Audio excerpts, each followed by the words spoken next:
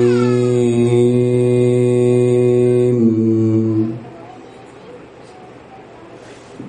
الله الرحمن الرحيم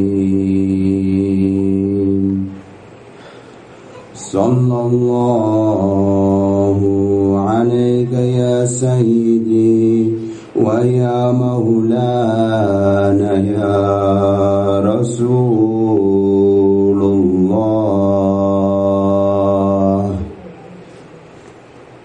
صلى الله عليك يا أهل بيتك المظلومين صلى الله عليك يا مولاي يا ابن مولاي يا أبا عبد الله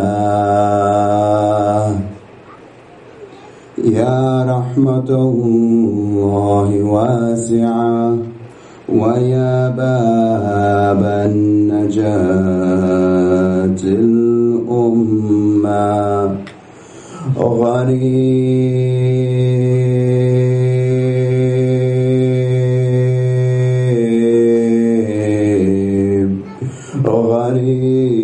غريب يا مظلوم كربلاء يا ليتنا كنا معكم سادتي فنفوز والله فوزا عظيما قال الله في الكتاب المجيد أعوذ بالله من الشيطان الرجيم بسم الله الرحمن الرحيم كل نفس دائمة الموت ونبلوكم بالشر والخير فتنة وإلينا ترجعون صدق الله العلي العظيم إن الله وملائكته يصلون على النبي يا أيها الذين آمنوا صلوا عليه وسلموا تسليما اللهم صل على محمد وآل محمد. The second one for the love of Rasulullah sallallahu alaihi wasallam. Salawat. Allahumma salli ala Muhammad wa ali Muhammad. The last one with your loudest voices for the love of Imam of a time, Imam al-Hujjah, Rajallahu Farajum al-Sharif. Allahumma salli ala Muhammad wa ali Muhammad. Brothers and sisters in Islam, Assalamu alaikum wa rahmatullahi wa barakatuh. I know yesterday I said I would speak about awareness, but I decided to change it a little bit and speak about awareness tomorrow, inshallah. Because today's topic is one heavy topic. So inshallah I'll try to keep it short for tonight. Today's topic is about death and understanding death. Reason why I chose death for today's lecture is because Habibi Mudah and how him and Imam Hussein were so close from a young age. Inshallah we'll learn more at the end. But death, it's normal for us. The ayah that I just recited, where Allah subhanahu wa ta'ala says, in the name of Allah, the most beneficent, the most merciful, every soul shall taste death. And we test you with with hardship and good as a trial, and to us you will be returned. Meaning what? It doesn't mean that, oh, we just got created from this world. When we return to something, that means we came from there. So if we were to talk to people like, oh, I'm going back home, what does that mean? Oh, I'm moving back home. What does that mean? Either I'm moving back to India, I'm moving back to Africa, I'm moving back to Pakistan. This is the understanding of it. Right? So now, if we were to say, Allah subhanahu, inna lillahi wa inna ilahi raji'un, we came from Allah and to Him we will return. So Allah subhanahu wa ta'ala is telling us this, that you will return to me. Meaning what? We came from Him. So we used to be up there with Him. And we chose to be here. Every single one of us chose to be on this earth. Because before Allah created, He said, there's a challenge. Who's willing to accept the challenge? The mountains, no, we don't want this challenge. The trees, no, we don't want this challenge. The animals, oh no, we don't want this challenge. But we as human beings stepped up and said, oh Allah subhanahu wa ta'ala, we will take this challenge.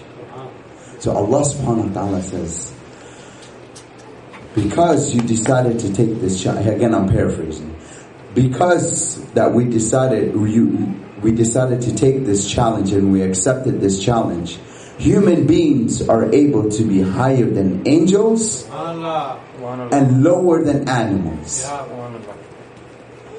So now here, how can someone be such low as animals? Because remember last time I said there's two types of animals. The one with intellect and the one with no intellect. The one that acts with intellect and instinct, and the one just acts out of instinct. Sallallahu ala Muhammadin wa ali Muhammad. Allahumma salli ala Muhammadin wa ali Muhammad. So now when we're to go back to death, when do we speak good about other people? Is it when they're alive? No. Think about it. When is it that we actually think good about people and speak good about them? Oh, they were a good person. When? It's when they were dead. It's when death had taken them. Allah subhanahu wa ta'ala decided to take them. And their life for this world is over. And the other journey begins. We decide to say, oh, he was such a righteous man. Even though I had grudge with him, or he had a grudge with me, this person was such a righteous man. This person was such a righteous person.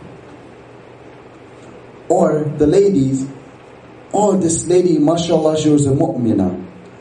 But just a few days ago, I was backbiting about her. Why is it that we tend to do this? We tend to speak good when people are dead. When they are gone from this world. Why? It's because we ourselves fear for our own selves. Why is it that some of us cry when one of our loved one dies? It's because out of two things. Fear, and we do not understand what will happen after death. If we would, it's narrated to say that one of the prophets said that if we were to hear what goes on in the grave, we will not put our sons in there. We will not put our sons in the graves. If we actually hear the torments and everything and the punishment of the grave, what happens? So why is it that we wait until it's too late? Or why is it that I wait until I'm sick and the doctor has proclaimed that I have 5 days to live or a month to live, that I decide to get forgiveness from everyone? But you know what? Allah subhanahu wa ta'ala has guaranteed death. But yet I wait for a doctor that Allah subhanahu wa ta'ala created, that Allah subhanahu wa ta'ala has given him the risk of knowledge to tell me that I am dying tomorrow for me to gain forgiveness from my brothers and sisters. Why don't I do it now? What's wrong with now? The concept of now. I remember I was listening to one lecture from one of the Sayyids. He says, the concept of now. What is wrong with the concept of now, right now? Oh, I'm having a problem. Oh, this person is giving me an issue. Oh, I swear this world is giving me a headache. But you know what? Let me say Alhamdulillah. The concept of now. What is now? I am living right now. Alhamdulillah. I am breathing right now. Alhamdulillah. I am walking. I have 2 feet. Where there's some people who have no feet. I have 2 arms where no people have arms. I have parents where other people were born while their parents passed away. I have children where other people cannot bear children. Other people cannot have children. Allah subhanahu wa ta'ala has given me rizq. But yet, what do I do with it? Do I wait until I'm about to die and then I decide to give it to charity? Why don't I start now? The concept of starting now. I want people to forgive me, but yet I don't want to forgive others. Let me tell you something. Everyone here, do you know your birthdays? If the government was to tell you, oh, when is your birthday? Will you be able to tell them when your birthday is? Yes, I'm sure everyone will, right? But now, if I was to ask you, when will you die? When is your date of death? When is the angel of death coming to take me? When is the angel of death coming to take my son? When is the angel of death coming to take my best friend that I decide to neglect? When is the angel of death coming to take the enemy, my enemies, or the person that I hate? When? We do not know. Some of us, today might be our last prayers. Tonight might be our last prayers. There are some people, I know I have some friends that died before Salat al-Fajr. SubhanAllah, they're really great people. Really great person. Died before Salat al-Fajr. So, we do not know when we will go. We do not know when Allah subhanahu wa ta'ala will tell the angel of death, oh, it is his time. It is his time to go. So now, there are 2 types of people. When the angel of death comes to take our soul, either, do we all know how soft silk is? We all know how soft silk is, the material silk. Or take the softest material you can ever think of. And take thorns. And put that soft material or silk on top of that thorn. And then slowly pull that thorn. Pull the silk. See how it gets attached to the thorn and it gets ripped apart. Now, when the angel of death comes to take my soul and I'm the bad person, my soul will run to every part of my body not wanting to get out. It will hold on. It will be like, have you ever seen some kids on the first day of school, and when the parents leave, they're holding on to their parents' leg and they're pulling on their leg that they do not want to go, they don't want to leave. Why? It's because they're attached. Our bodies are made of 2 things. The soul, the spirit, which is from Allah subhanahu wa ta'ala, and the earth. But when these 2, imagine how the older we are, the more our soul and our body get attached. Now imagine when it's time to separate. And we do not understand Allah subhanahu wa ta'ala. We do not understand death. They're like, no, I do not want to part. This is my best friend.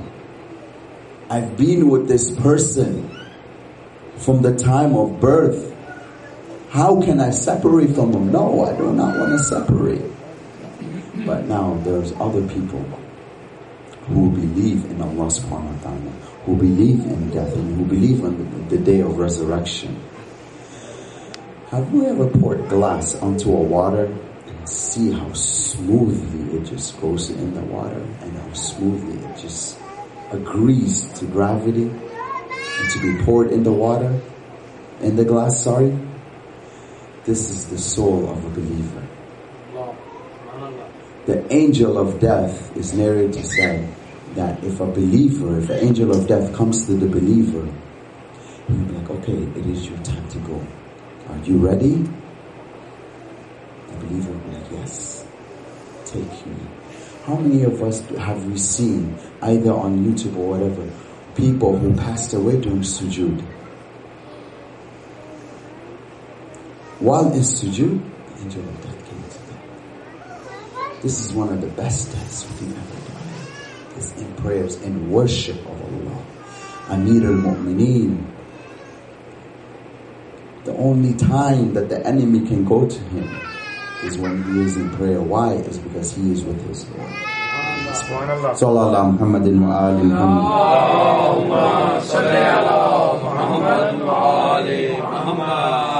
So death is normal, brothers and sisters.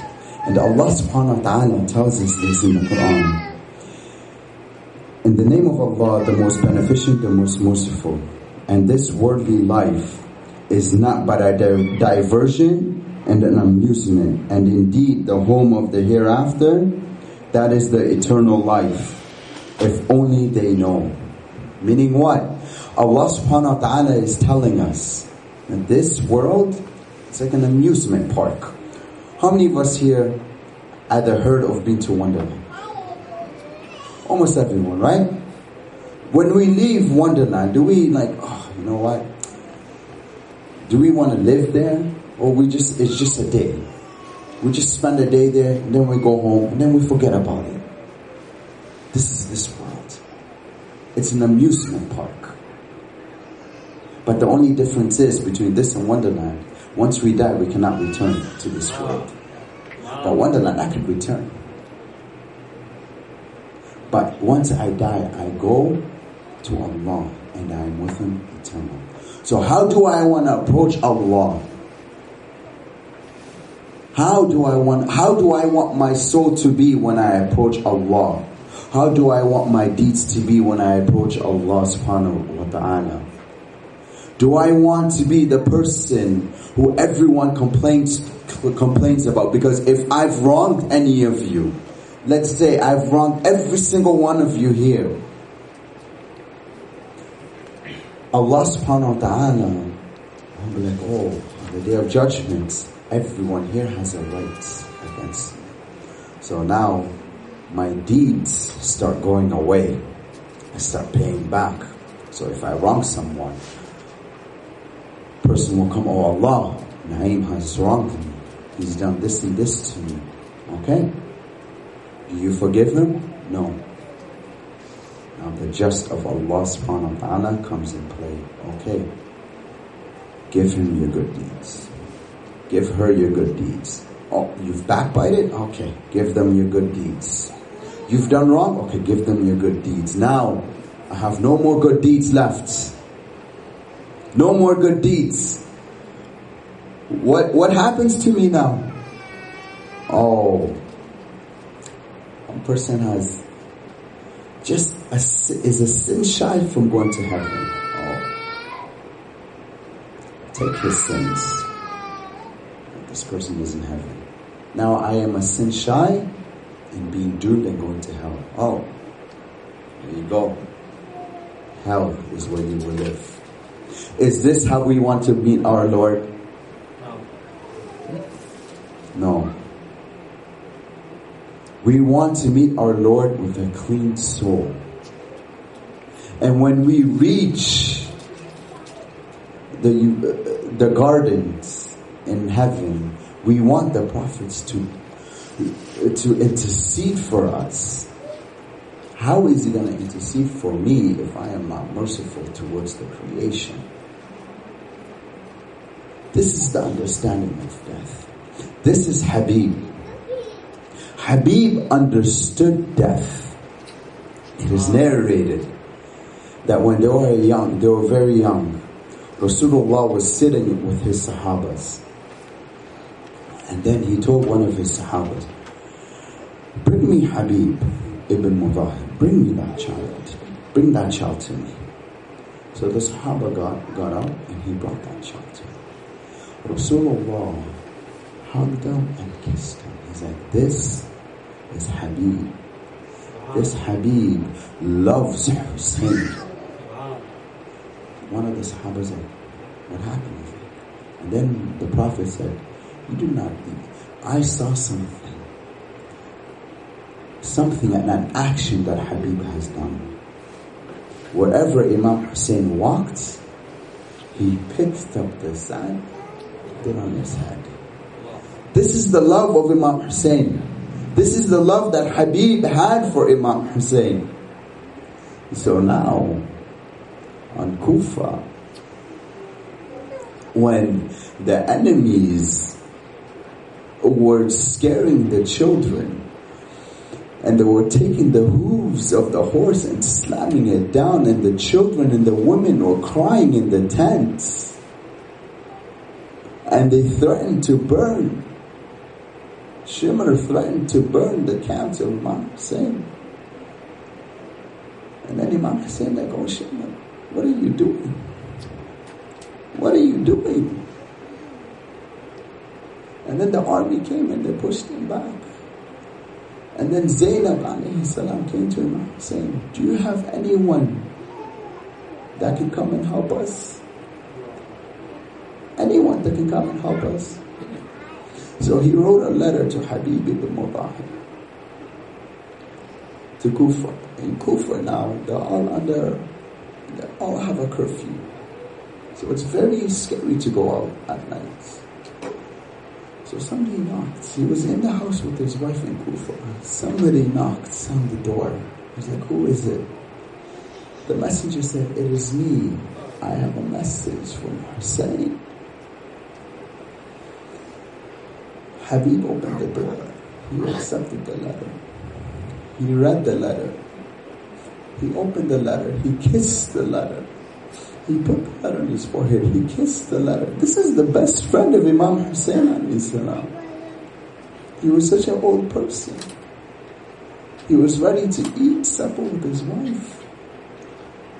He took the letter and he read. What did the letter read? It said, oh Hussein, the enemies have surrounded us. Who is there to help us? The enemies have surrounded me. Who is there to help us? Habib ibn Mudahir started thinking about his wife at that time. He started crying.